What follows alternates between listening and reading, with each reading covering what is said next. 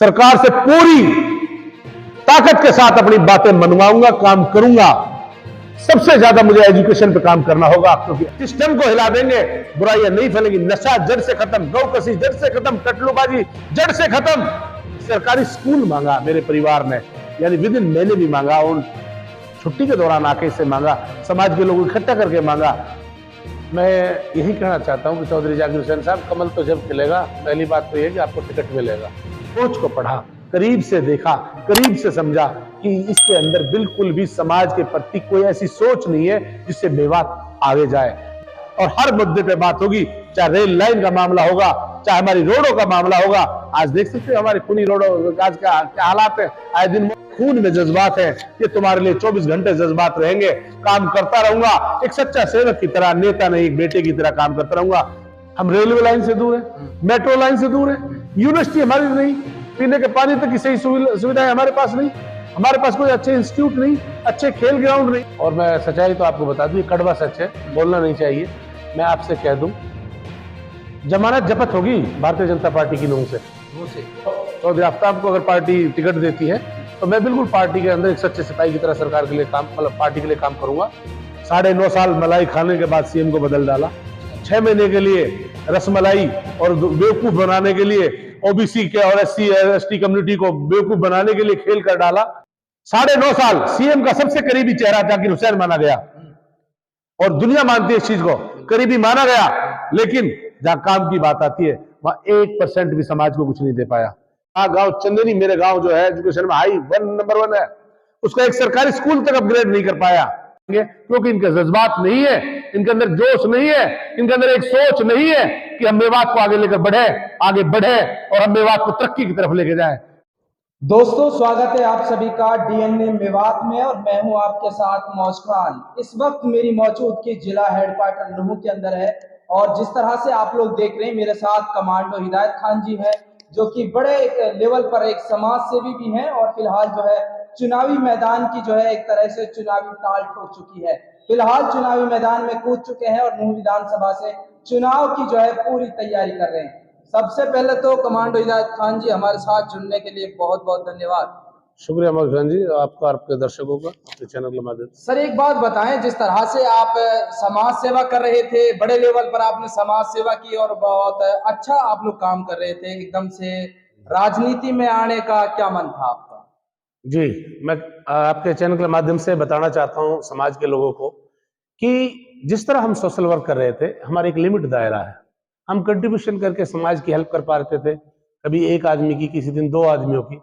तो समाज के लोगों ने सोचा कि जिस तरह हमारे अंदर कौमी इलाके के प्रति जज्बात है, मेवात के प्रति एक हितैषी है, जिस तरह हमारे अंदर कुछ कर गुजरने का जज्बा है, तो उस चीज को देखते हुए कमांडो टीम मेवात और जिम्मेदार लोग मेवात के लोगों ने कहा कि अब आपको एक बड़े प्लेटफॉर्म पे काम करना चाहिए।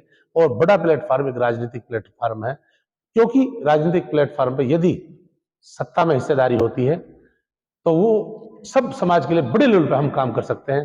तो फिर हमने सोचा कि हमारी मेवात की विचारधारा 99% कांग्रेस के साथ है, और कांग्रेस पार्टी में भी मैंने बहन कुमारी सैलजा जी, राष्ट्रीय महासचिव की अध्यक्षता में पार्टी ज्वाइन की। कि जहां तक मुझे उम्मीद है कि बहन जी हमारे बहुत बड़ा एक चेहरा है कांग्रेस पार्टी के अंदर, और बहुत बड़ी शख्सियत है अपने आप में, जो अपने आप में बहुत बड़ी वजूद रखते हैं।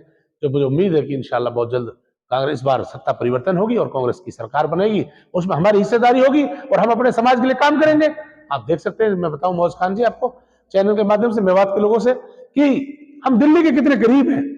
हम रेलवे लाइन से दूर है, मेट्रो लाइन से दूर है, यूनिवर्सिटी हमारी नहीं, पीने के पानी तक की सही सुविधाएं हमारे पास नहीं, हमारे पास कोई अच्छे इंस्टीट्यूट नहीं, अच्छे खेल ग्राउंड नहीं, हमारे पास कोई खेलों की कोई अकेडमी अलग से कोई सिस्टम ऐसा नहीं। हमें हर जगह अनदेखी की गई हमारे साथ। तो हमने कहीं ना कहीं ये सोचा कि अब वक्त आ गया वॉलंटियर रिटायरमेंट लेकर समाज की सेवा करना, और समाज की सेवा के साथ साथ अब वक्त आ गया पॉलिटिकल में भी हिस्सेदारी लेना। कमांडो हिदायत खान जी, एक सवाल हमारा सीधा आपसे ये है कि यहाँ से नुहू विधानसभा से आप चुनाव की तैयारी कर रहे हैं, तो यहाँ पर इस बार जो है क्या बदलाव हो पाएगा, या क्योंकि चौधरी जाकिर हुसैन भी कह रहे हैं कि यहाँ से जो है मेवात में कमल खिलेगा, पूरे हरियाणा में कमल खिलेगा। मैं यही कहना चाहता हूं कि चौधरी जाकिर हुसैन साहब, कमल तो जब खिलेगा, पहली बात तो यह कि आपको टिकट मिलेगा। अच्छा।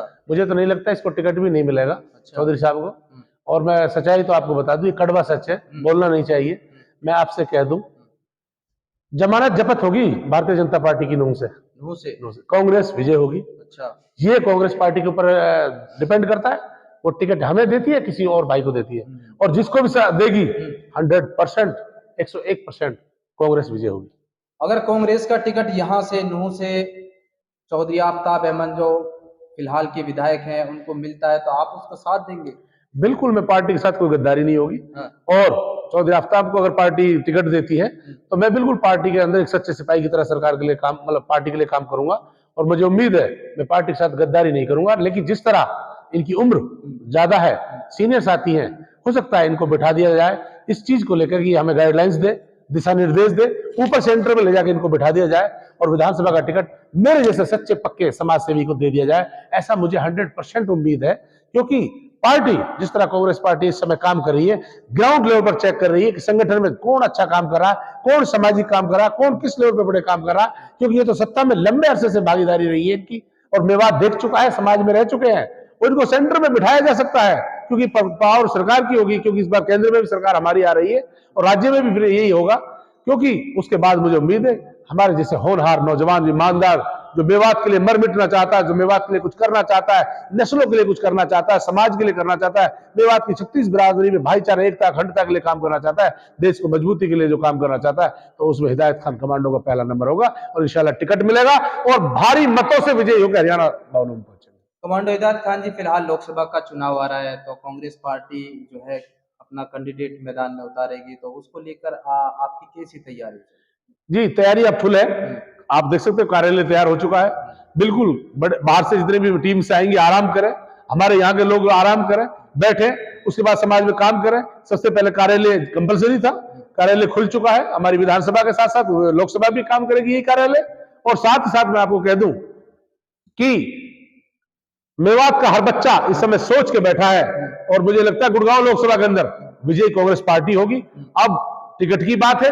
टिकट में अभी राहुल जी यात्रा में बिजी थे, अभी पीछे मीटिंग हुई है और बहुत जल्द 1-2 दिन के अंदर टिकट फाइनल होकर हमारा कैंडिडेट सामने आएगा और फिर हम बखूबी ग्राउंड पर उतर जाएंगे।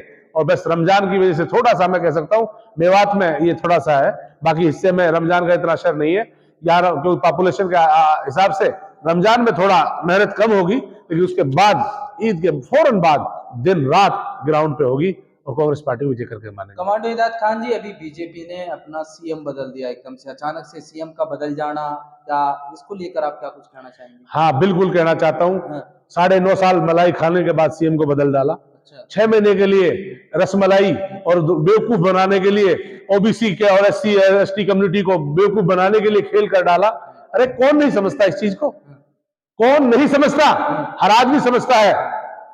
इस जो राजनीति है, इस तरह पॉलिटिकल पार्टी हो रही है, क्या 6 महीने में हरियाणा का उद्धार होगा? क्या नंबर 1 हरियाणा होगा? क्या 9.5 महीने हमने नहीं, 9.5 साल नहीं देखा? आप देख सकते हो 9.5 साल देखा है। और सीएम मनोहर का बदलना, मैं कहता हूं कि इससे कोई हरियाणा का विकास नहीं होगा।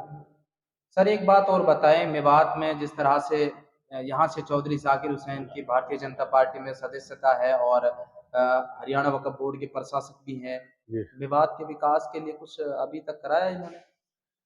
देखो, सच्चाई तो यह है कि एक गांव चंदेनी का एक सरकारी स्कूल, मेवात का वो गांव चंदेनी जो पूरे मेवात के अंदर ही नहीं, मैं कहूं कि अगर मुस्लिम कम्युनिटी में देखा जाए तो एजुकेशन का दर्जा का सबसे टॉप है। हमारी बच्चियां बहुत टॉप लेवल पर जब पढ़ाई पढ़ती है। एक स्कूल अपग्रेड नहीं कराया आज तक, 8वीं तक का स्कूल है चंदेनी के अंदर। पूरी गांव की सरदारी ने इससे गुजारिश की, ये स्कूल अपग्रेड तक कराने की क्षमता नहीं रखते, तो इनसे विकास की क्या उम्मीद कर सकते हैं आप? आपको मैं बता दूं, 9.5 साल सीएम का सबसे करीबी चेहरा जाकिर हुसैन माना गया और दुनिया मानती है इस चीज को, करीबी माना गया। लेकिन जहां काम की बात आती है वहां 1% भी समाज को कुछ नहीं दे पाया। 1% भी विदिन, मैंने आपको प्रूफ के तौर पर कहा, गांव चंदेनी मेरे गांव जो है एजुकेशन में नंबर 1 है, उसका एक सरकारी स्कूल तक अपग्रेड नहीं कर पाया। मुझे नहीं लगता ये समाज के लिए कुछ कर पाएंगे, चाहे कैबिनेट मिनिस्टर बन जाते तब भी कुछ नहीं कर पाते, क्योंकि आज भी सत्ता में पूरी हिस्सेदारी रही है। मुझे नहीं लगता कि ये लोग कुछ कर पाएंगे, क्योंकि इनके जज्बात नहीं है, इनके अंदर जोश नहीं है, इनके अंदर एक सोच नहीं है कि हम मेवात को आगे लेकर आगे बढ़े और हम मेवात को तरक्की की तरफ लेके जाएं।